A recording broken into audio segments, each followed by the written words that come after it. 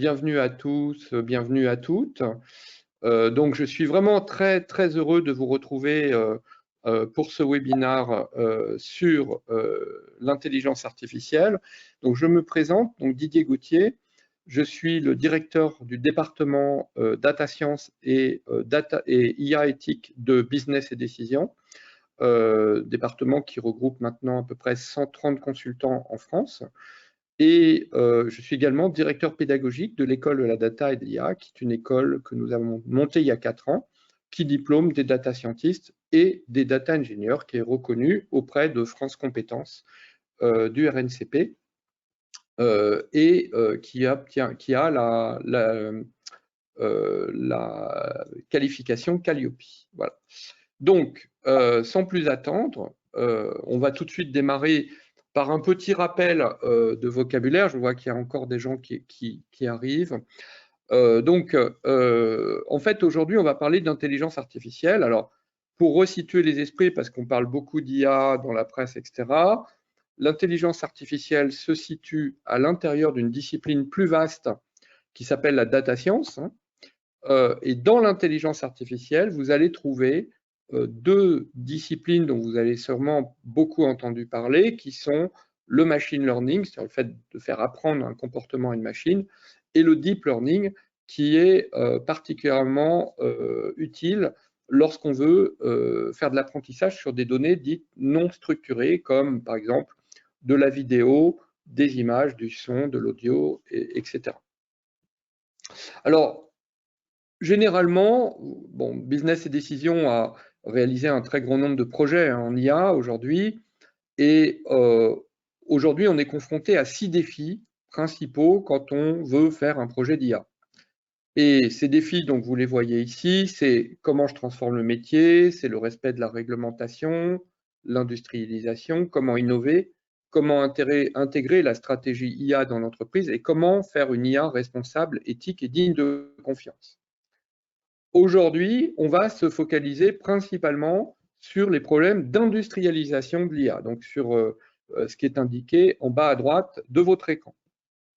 Alors, je ne vais pas épiloguer longtemps sur les origines de cette problématique. Aujourd'hui, au niveau mondial, que ce soit d'ailleurs le Gartner ou que ce soit des organismes comme VentureBeat, il est à peu près admis que 85% des projets d'IA ne vont jamais à l'échelle, ne sont jamais industrialisés. Or, la valeur créée par l'IA peut être énorme. On parle de 2,9 000 milliards de dollars en valeur créée annuellement par l'IA.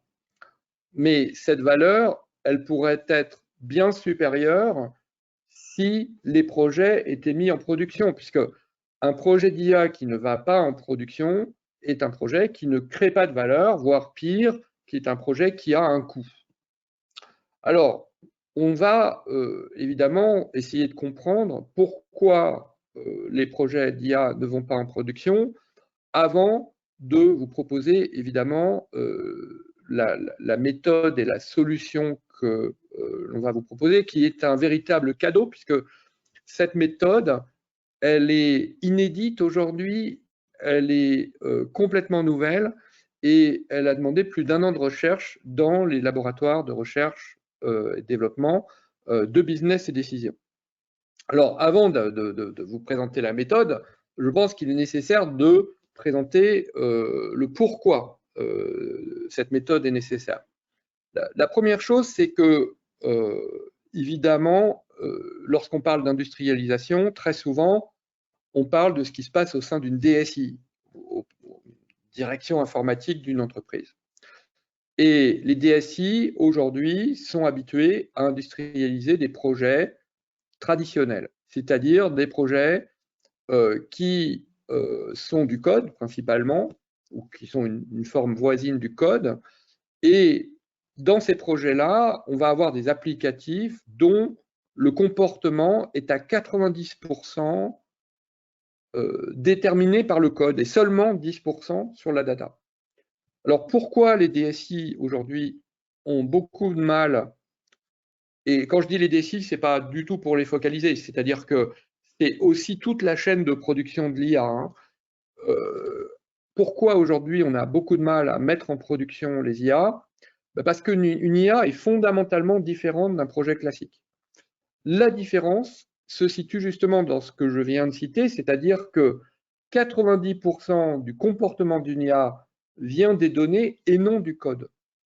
Et donc, on comprend bien que dissocier une IA de ses données, finalement, c'est enlever 90% de ce qui permet de comprendre le fonctionnement de l'IA. Donc, on ne peut pas industrialiser une IA sans industrialiser ses données. C'est ça que ça veut dire, en fait. Et aujourd'hui, l'industrialisation des données et de l'IA doit se faire conjointement. Et c'est avec cette méthode conjointe qu'on va réellement réussir à faire marcher une IA en production avec, on va le voir, un certain nombre de contraintes. Alors jusqu'à présent, les data scientists, hein, qui sont les concepteurs des IA, en général on appelle ça un data scientist, avec évidemment l'aide des data engineers, les data engineers étant à la fois plus en amont et plus en aval, c'est-à-dire plus en amont pour préparer et industrialiser les flux de données, et en aval pour industrialiser ou pré-industrialiser les projets qui auront été conçus par les data scientists. On appelle d'ailleurs cette fonction aval du data engineer, on l'appelle souvent ML engineer, machine learning engineer. C'est une catégorie de data engineer un peu particulière, mais c'est du data engineering. Et en général, c'est ça qu'on donne comme package à la DSI pour industrialiser. Aujourd'hui, ce parcours, il se fait en, comme on le voit ici, 5 étapes. D'abord, on collecte les besoins métiers, on industrialise les jeux de données, on modélise, on teste les modèles et on met en prod. Ça, c'est ce qu'on faisait jusqu'à présent dans les projets. Alors, le problème, c'est qu'on rencontre un certain nombre d'embûches en faisant ça. Et je vais vous en donner quelques exemples. Alors, on ne va pas tous les passer en revue, mais des exemples d'embûches que nous, on a énormément rencontrés dans les différents projets qu'on a fait avec nos clients et qui expliquent pourquoi c'est difficile avec cette méthode que je viens de vous montrer, qui était la méthode qu'on utilisait jusqu'à maintenant, avant celle que je vais vous montrer après. Pourquoi c'est difficile d'industrialiser? Déjà, la première chose, c'est que l'IA, c'est nouveau. Donc, il y a beaucoup de métiers qui ne savent pas trop comment l'IA va impacter leur métier de tous les jours. Est-ce que ça va leur faire gagner du temps, leur faire gagner de l'argent? Est-ce que ça va faire des choses qui étaient faites manuellement avant? Voire, pour certains d'entre eux, ils craignent carrément que l'IA leur prenne leur place et donc peuvent même développer une certaine réticence sur l'IA. Alors aujourd'hui, quand vous voulez mettre en place une IA et que vous allez collecter les besoins des métiers, très peu de métiers aujourd'hui ont la capacité de se projeter à comment sera leur métier une fois que l'IA va être mis en prod. Donc du coup, ils ont du mal à vous expliquer leurs besoins. Donc ça, on va voir que c'est adressé par la méthode qu'on va vous présenter. Autre point qui est peut-être très important aussi, c'est quels sont les risques de ce projet IA, et notamment deux sortes de risques principaux. Le risque éthique, on en a déjà parlé dans de nombreuses conférences et on en parlera encore beaucoup en 2023. Ce sont notamment les risques de biais, les risques de discrimination sociale, enfin un certain nombre de risques qui sont inhérents à la façon dont est entraînée l'IA. Et puis, il y a la conduite du changement des métiers, parce que quand vous mettez une IA dans les mains des métiers, ça va changer leur façon de faire. Donc, forcément, il y a un accompagnement qui est nécessaire. Donc ça, c'est déjà au niveau métier. Ensuite, au niveau data, alors évidemment, on va se dire, est-ce que la data, elle est disponible, mais dans quelle mesure les données qui vont servir de base, de carburant à l'IA, vont-elles fluctuer? Alors, il y a des petites fluctuations qui sont bien normales, mais parfois on a des grosses fluctuations. Par exemple, pendant le Covid, tous les systèmes de gestion des stocks ont été totalement perturbés. On vit aujourd'hui un monde qui est plutôt instable d'un point de vue géopolitique, donc il se peut que les paradigmes du monde qu'on va connaître l'année prochaine ou les années qui viennent peuvent changer. Alors, évoluer, voire même changer carrément. Donc ça, il faut être capable de le prendre en compte. Et puis, il y a aussi des changements de problématiques. Par exemple, si vous faites de la gestion de fraude, les fraudeurs peuvent inventer des nouveaux schémas de fraude qui n'avaient pas été jusqu'à présent observés par l'IA. Et un simple réentraînement de l'IA n'est malheureusement parfois pas suffisant pour adapter une IA à des nouveaux schémas de fraude. Et puis, il y a des problèmes plus techniques dont on pourra éventuellement parler dans les questions-réponses. Mais il y a quand même deux points qui reviennent très souvent dans les projets d'IA et qui sont insuffisamment faits aujourd'hui. C'est d'une part ce qu'on appelle le feature engineering. Alors, qu'est-ce que c'est que le feature engineering? Ça consiste à augmenter la data avant qu'elle entre dans les algorithmes. Notamment, et c'est vrai autant pour la data structurée que pour la data non structurée, on va avoir besoin de croiser les données entre elles pour créer des indicateurs un peu intelligents, parce qu'il ne faut quand même jamais perdre de point de vue qu'un algorithme, c'est quelque chose de très mécanique et qu'il faut lui mâcher le travail. Donc, il faut être capable de lui créer des indicateurs qui sont pertinents par rapport aux problèmes qu'il a à résoudre. Donc ça, c'est du feature engineering. Et également, sur de la data non structurée, on va avoir besoin d'augmenter cette donnée. Par exemple, une IA est très sensible aux caractéristiques d'une image, que ce soit à comment elle est pixelisée, quel bruit il y a dans l'image, quelle est la colorimétrie, etc. Et donc, on va pouvoir faire bouger ces paramètres sur une seule image. On va pouvoir générer des dizaines d'images en faisant varier ces paramètres. De même, en audio, on va pouvoir rajouter des fonds sonores, des choses comme ça. Donc ça, c'est de l'augmentation.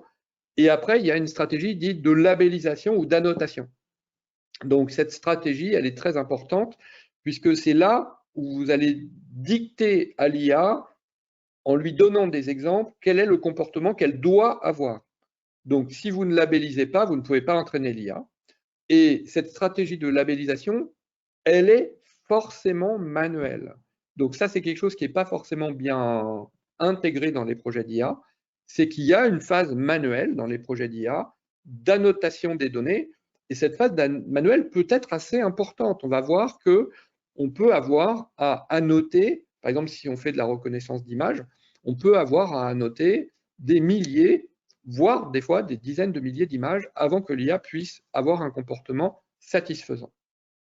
Alors évidemment, dans un cas de projet où l'IA est, je dirais, extrêmement complexe, on peut atteindre ces valeurs de dizaines de milliers d'images. Et donc, dans ce cas-là, il faut prévoir le budget d'annotation qui va avec. Alors, un deuxième, d'autres exemples de points de vigilance, c'est quelles sont les erreurs que l'IA, une fois qu'on aura créé notre modèle, quelles sont les erreurs que l'IA va faire. Là aussi, c'est important d'abord de mesurer ces erreurs, de les comparer à l'erreur humaine, c'est-à-dire que mon IA elle fait mieux ou moins bien que l'homme, c'est quand même intéressant de le savoir. Et puis, ces erreurs, est-ce qu'elles sont acceptables d'un point de vue métier? Parce qu'une IA ne sera jamais précise à 100%. Ça, c'est quelque chose qu'il faut absolument intégrer. Donc, il va y avoir peut-être 5, 6, 10% d'erreurs, suivant ce qu'on est capable d'accepter.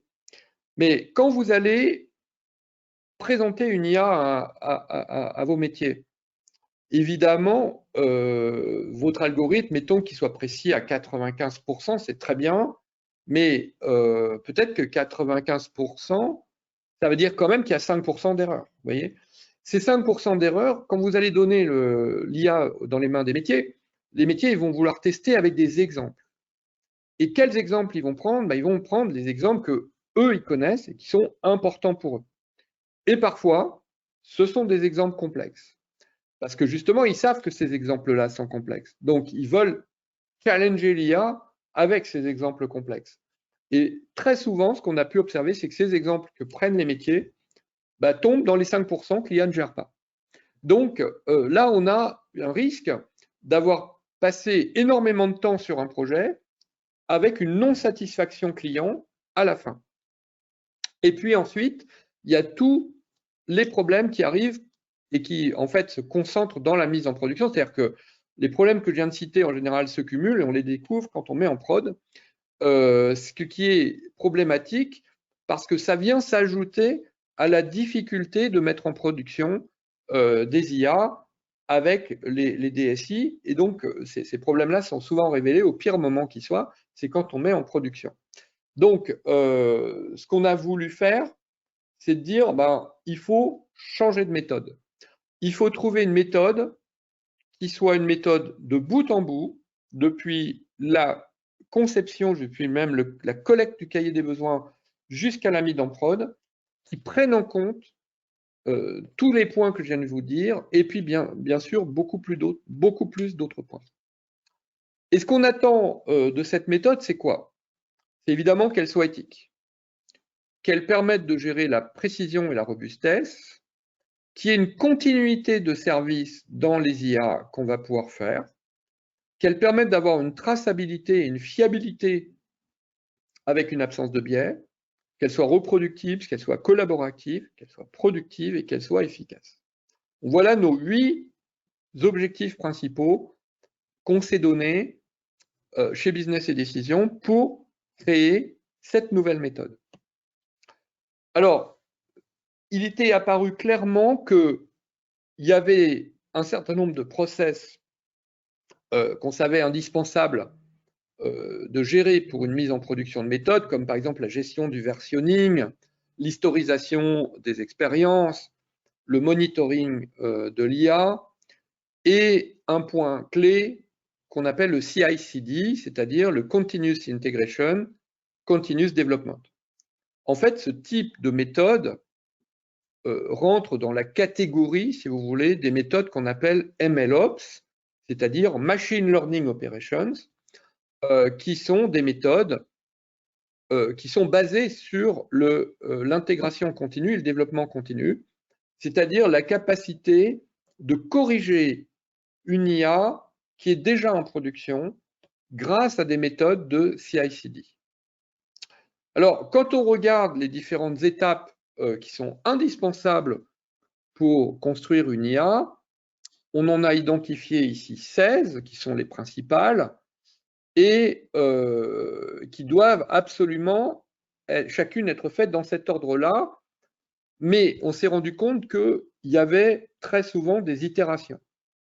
Et beaucoup de nos clients nous ont dit, oui, mais nous, on est habitués avec une méthode agile comme Scrum, et on a besoin que la méthode de création d'IA soit compatible avec Scrum. Donc là, on a beaucoup écouté nos clients.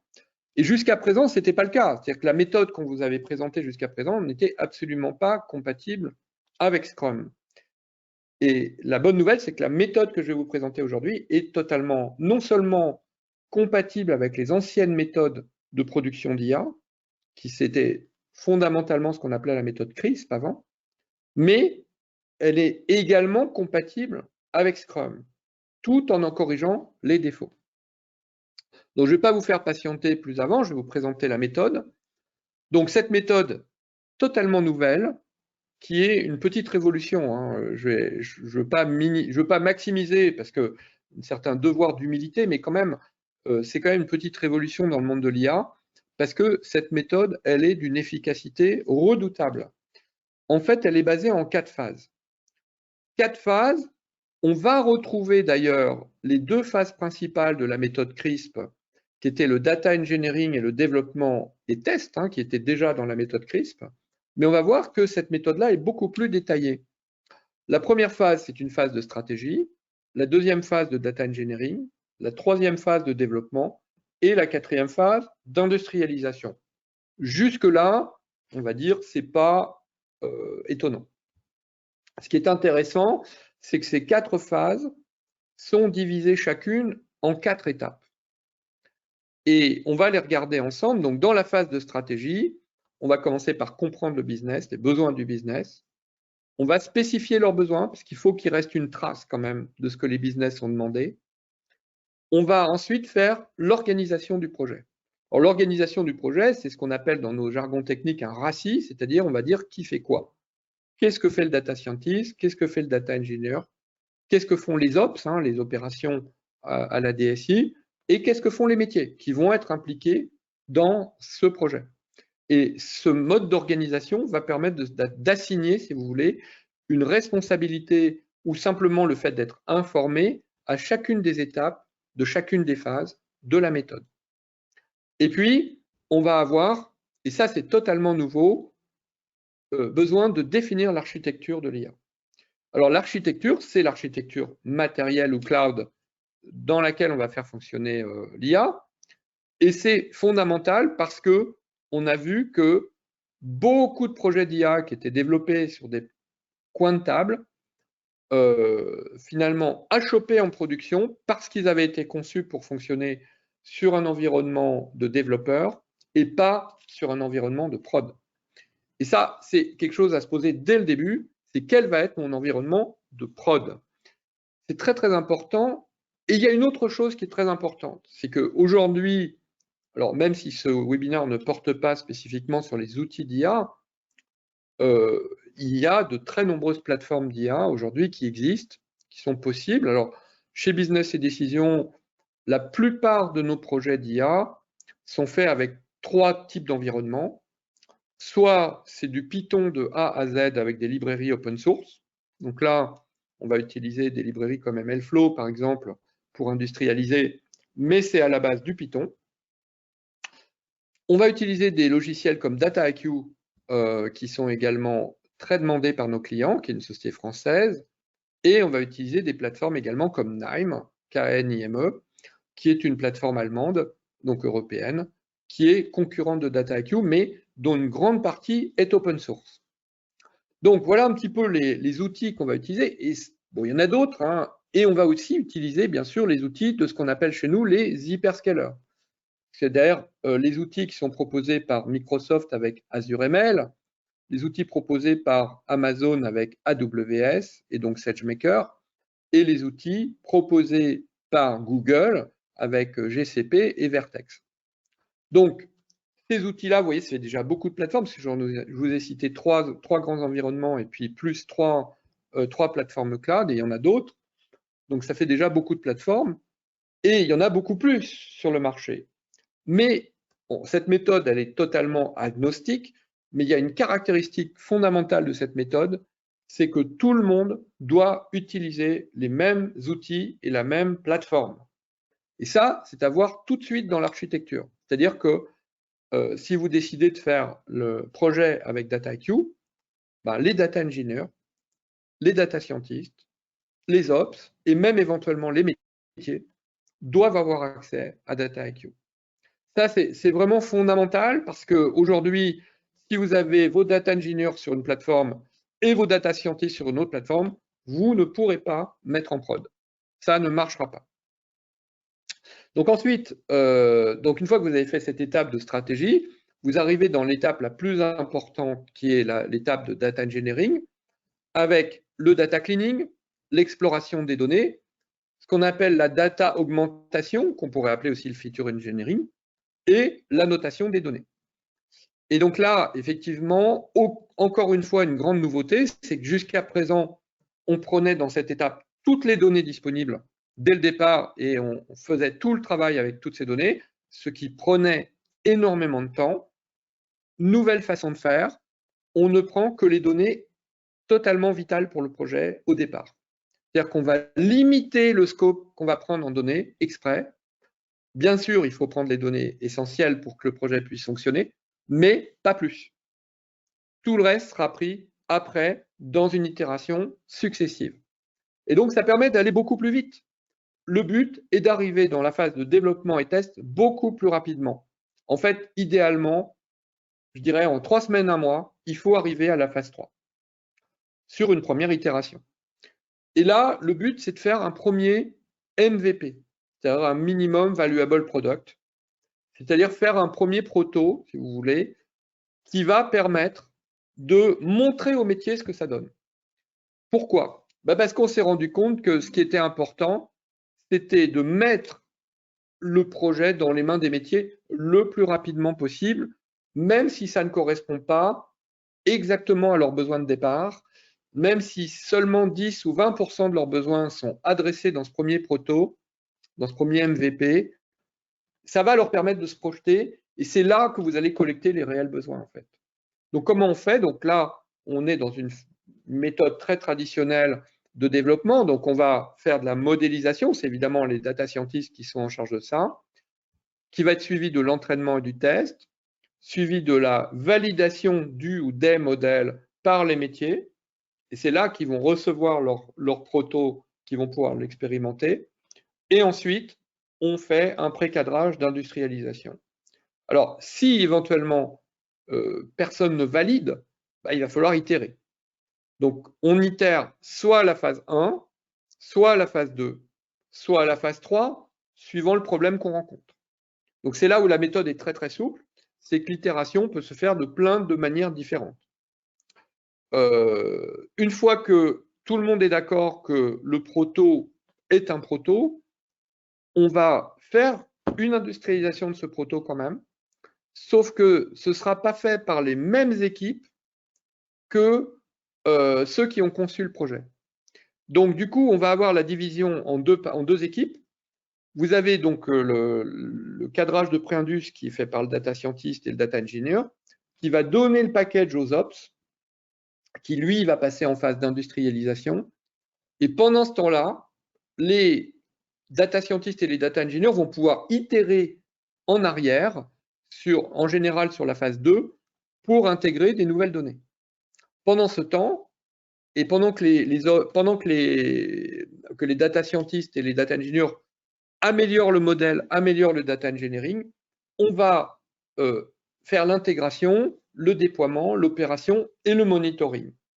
Alors, un petit mot sur le monitoring, éventuellement, évidemment, je ne vais pas pouvoir tout vous présenter aujourd'hui, mais un petit mot sur le monitoring, c'est que le monitoring fait partie intégrante du modèle. C'est-à-dire que les data scientists doivent concevoir les indicateurs qui vont aller avec le modèle dès le départ, dès la phase de modélisation.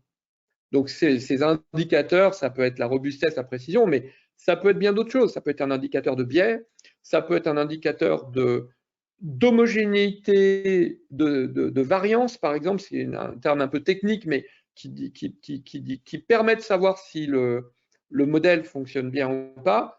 Et effectivement, si le modèle ne fonctionne pas, on doit pouvoir le voir dans un indicateur de manière à pouvoir faire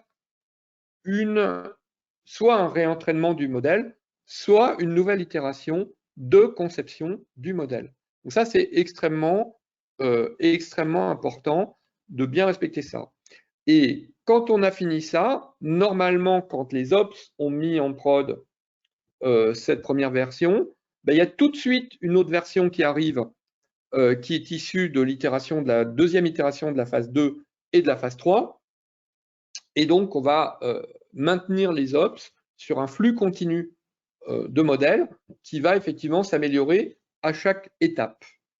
L'intérêt de faire industrialiser la première version du premier modèle, même si elle ne correspond pas exactement aux attentes du client, bah, l'intérêt, c'est qu'on va permettre aux ops de s'entraîner à industrialiser un modèle dans cette voie-là. Et donc, ça va permettre d'automatiser un certain nombre de process aussi qu'on ne pourrait pas. Et cette première industrialisation étant plus lente que les autres, ça va permettre de roder le process, si vous voulez. Et quand la deuxième version, qui normalement est beaucoup plus adaptée aux besoins clients, arrive, ben, elle est beaucoup plus facile à industrialiser du coup. Donc voilà, en gros, évidemment, on ne peut pas tout vous dire au cours d'un webinar, mais en gros, les principes fondamentaux qui sont derrière cette méthode.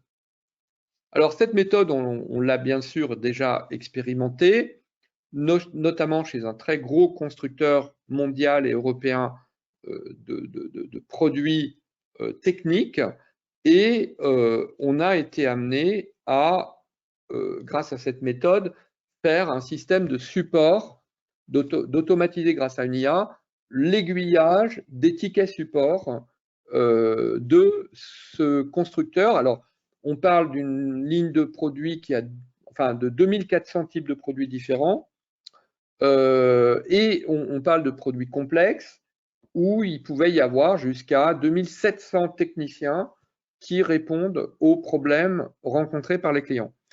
Et le problème que rencontrait cette société, c'était que très souvent, le problème était aiguillé d'une part sur le mauvais technicien, et d'autre part, il y avait souvent des données manquantes, puisque ça passait soit par un standard, soit par un email.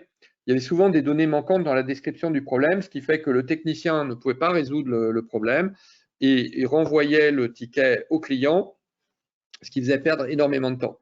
Donc l'IA qu'on a mis en place, elle a deux objectifs. D'une part, c'est de vérifier que la demande est complète, qu'il y a bien tous les éléments, par exemple qu'il ne manque pas une référence de modèle ou qu'il ne manque pas un type de modèle, ou voire même un numéro de série dans certains cas.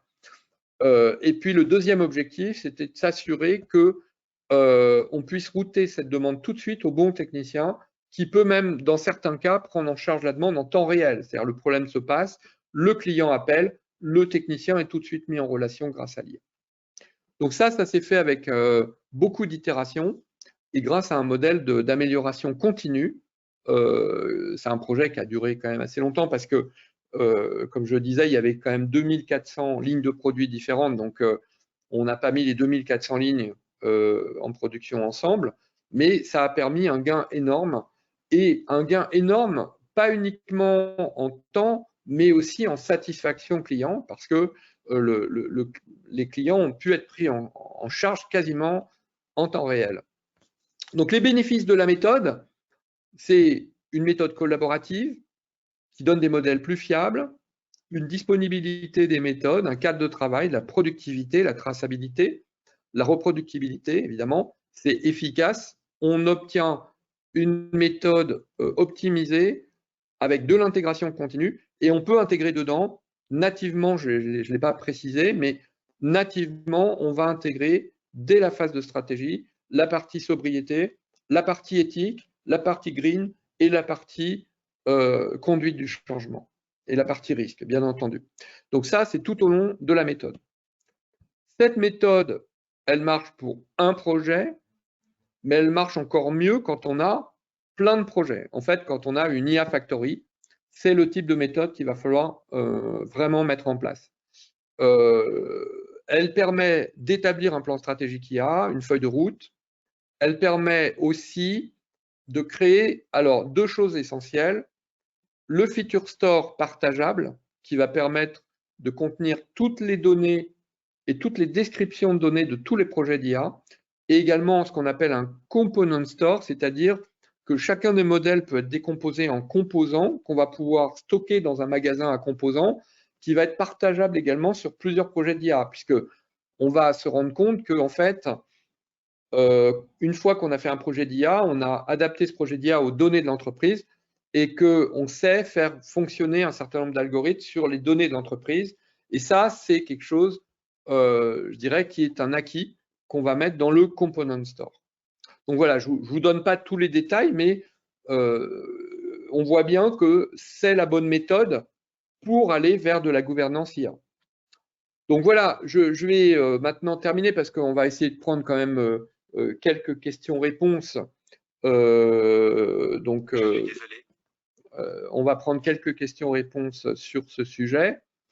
Et donc, pour démarrer donc, le projet, n'oubliez jamais que ça démarre avec les métiers, qu'il faut que les données soient disponibles, qu'il faut quand même cadrer le projet au départ grâce à cette méthode et mettre en place un environnement qui soit à la fois partagé et cohérent pour que ça puisse marcher, bien évidemment. Voilà, on va arriver à la phase des questions. Donc, je vais ouvrir le petit onglet sur les questions. Alors, j'ai une première question, c'est est-ce que on aura le PowerPoint des questions? En fait, ce que vous allez pouvoir avoir, c'est le replay du webinar. Donc, notre service marketing vous indiqueront comment accéder. D'ailleurs, je vais tout de suite en fait vous afficher le lien de téléchargement. En fait, cette méthode est totalement détaillée dans un livre blanc qu'on vient de sortir qui s'appelle MLOps, un regard vers le futur de l'IA, que vous pouvez télécharger sur le lien que notre service marketing va vous donner Et sinon, vous pouvez toujours aller dans notre blog. Hein. Donc, c'est blog.businessdecision.com ou, si vous êtes en France, fr.blog.businessdecision.com. Et vous allez pouvoir effectivement télécharger ce très beau livre blanc de 52 pages. J'insiste sur le fait qu'il y a un glossaire à la fin. Donc, même pour les gens qui ne sont pas des spécialistes de l'IA, normalement, c'est accessible. Et puis, bien sûr, vous pouvez toujours nous contacter et me contacter plus particulièrement pour toute question sur ce livre blanc. Voilà, je vais prendre...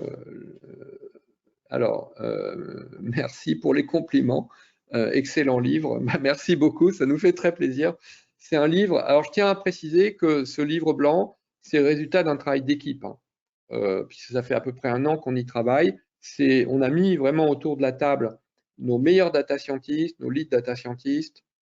On a fait venir des experts IA de l'extérieur également qui ont contribué à l'élaboration de cette méthode. Donc, c'est un vrai cadeau, cette méthode. C'est-à-dire que voilà, vous l'avez, la méthode, dans le livre blanc, vous pouvez l'utiliser et vous pouvez évidemment faire appel à nous si vous avez besoin de conseils. Notamment, par exemple, on fait une prestation qui s'appelle MLOps Bootcamp où pendant une journée complète, on audite avec vous comment vous faites des IA et on peut vous aider à améliorer votre process IA grâce à cette méthode, par exemple. Voilà, donc je vais continuer à prendre des questions. Alors, j'ai une question qui sont, à l'étape 2, quels sont les types de données que l'on doit prendre? C'est une excellente question. En fait, dans l'étape 2, comme je le disais, on ne va pas prendre toutes les données au départ. Et c'est là où il faut être vigilant, c'est qu'il faut prendre le moins de données possible pour pouvoir passer rapidement à l'étape 3, puisque sinon, on va se retrouver avec un effet tunnel, hein, puisque aller rapidement à l'étape 3 ne veut absolument pas dire bâcler le travail. Ça, c'est vraiment la chose à ne pas faire. Donc, il faut faire à fond le feature engineering, il faut faire à fond la notation des données. Il y a des problématiques sur ces étapes-là qui sont très sensibles, donc il faut bien le faire. Donc, la seule façon de réduire le temps, c'est de prendre moins de données. Donc, évidemment, ça donnera une IA moins performante et une IA moins précise au début seulement. Le but étant d'itérer plusieurs fois. Donc, quelles données on va prendre? On va prendre les données totalement indispensables. C'est-à-dire, il faut vous dire, si j'enlève cette donnée, je ne peux pas faire le projet. Donc ça, vous prenez. Si par contre, vous avez une donnée qui dit ça améliorera la précision, ok, vous ne la prenez pas. Pas pour la première itération. Par exemple, typiquement, ça va être des données comme la météo ou des choses comme ça qui ne sont pas forcément indispensables lors de la première itération. Alors, j'ai une autre question qui est: comment peut-on prévoir la durée d'un projet avec votre méthode puisque vous allez itérer plusieurs fois et qu'on ne sait pas a priori comment vous allez itérer? Bon. Alors, c'est une très très bonne question aussi. En fait, c'est vrai qu'on a vu, si je reviens à la méthode proprement dite, voilà la méthode, on voit qu'il y a plein de branchements possibles. Hein. C'est-à-dire qu'on peut itérer, on peut faire par exemple phase 1, phase 2, phase 3, on envoie un proto en phase 4 et on se rend compte qu'il faut refaire on va réinjecter des données supplémentaires, donc on va devoir itérer en phase 2 par exemple. Donc on va redémarrer sur l'étape 1 de la phase 2. Dans certains cas plus graves, en mettant le proto dans les mains du client, on s'aperçoit qu'on a tout faux et que les besoins de client ne sont pas exactement ceux qu'il nous a dit au départ, ce qui malheureusement en IA se produit parfois. Donc dans ce cas-là, on n'industrialise pas et on boucle sur l'étape 1 et on refait un business understanding. C'est parfois nécessaire. Autre exemple, vous faites un développement et test, vous vous rendez compte que vous avez des données suffisantes, mais que votre modèle n'est pas assez précis ou qu'il a un certain nombre de problèmes techniques. Dans ce cas-là, vous itérez au sein de l'étape 3. Vous voyez. Donc, ce qu'on peut dire, c'est qu'on ne peut pas prévoir avec cette méthode combien de fois il va falloir itérer pour faire une IA. Et j'ai bien peur que ce soit une des caractéristiques des projets d'IA, c'est qu'on ne puisse pas prévoir le nombre d'itérations à l'avance. Maintenant, on peut faire quelque chose quand même, c'est d'estimer le temps nécessaire à chaque phase pour chaque itération. C'est-à-dire dire une IA stratégie, ça prend tant de jours, un data engineering, ça prend tant de jours, un cycle de data engineering prend tant de jours, un cycle de développement prend tant de jours, un cycle d'indus prend tant de jours. Et puis faire une hypothèse en disant qu'on aura peut-être par exemple une phase 1, 3 phases 2, 2 phases 3, et puis 2 phases d'indus phase 4. Par exemple, voilà, on pourrait faire une hypothèse comme ça, qui permet quand même de chiffrer le projet, sachant que il y aura des décisions à prendre au moment où on va faire les itérations, de savoir s'il faut faire une itération de plus ou pas. Et ça, on ne peut pas le savoir avant d'avoir fait le projet, malheureusement. Il faut faire le projet pour vraiment s'en rendre compte, si vous voulez. Voilà, donc j'espère que ça répond à la question. Alors, on a la question suivante. Donc, du coup, on ne fait plus de POC. Alors, effectivement, on ne va plus appeler ça des POC. En fait, si vous regardez bien, les 3 premières phases, quand elles sont faites une fois en séquence, vous donnent un proto. Donc, ces 3 premières phases vont vous permettre d'avoir un prototype. Peut-être que c'est ça qu'avant on appelait un POC. La différence, c'est que ce POC, on va l'industrialiser tout de suite. C'est-à-dire qu'on va tout de suite lui appliquer la phase 4, on ne va pas rester bloqué sur le POC. Ça, c'est très, très important. Donc, en fait, on a quand même cette notion de MVP dans cette méthode, mais on ne met plus l'accent sur le POC, et en tout cas, le POC n'est absolument pas une finalité. C'est-à-dire, on ne peut pas s'arrêter dans cette méthode à simplement la première itération de la phase 3, qui était ce qu'on appelait avant un POC. Donc voilà quelques éléments. Je pense que voilà, on a répondu, j'espère en tout cas, à la plupart de vos questions. S'il y a encore des questions, n'hésitez pas à les poser pendant que je termine ce séminaire.